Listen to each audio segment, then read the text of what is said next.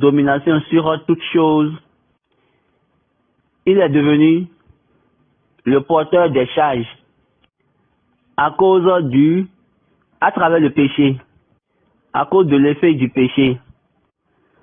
Tout au long, je vous ai dit un moment au début de cette session, avant que l'homme ne commette le crime, Dieu a déjà, sur les 7 jours, Dieu a déjà obtenu son repos. C'est-à-dire, il s'est déjà reposé à cause de son agneau. Il a comparé son agneau et tout ce qu'il a créé.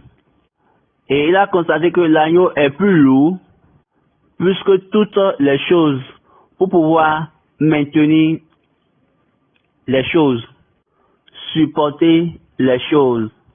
Donc, Dieu s'est reposé. L'effet du péché de l'homme, l'événement du péché de l'homme, Dieu a tué son agneau et il a pris la peau de l'agneau et il l'a donné à Adam. Donc, Adam était couvert de la justification de l'agneau et l'agneau a pris le péché d'Adam. Donc, Dieu a déjà commencé par faire les choses. À travers cela, à travers cette manière, il a déjà commencé par relier l'homme. Qu'est-ce que l'homme va devenir dans l'étape de l'homme, dans l'étape adamique, dans l'état de l'homme et dans l'état adamique? C'est juste comme une maison, comme un âne.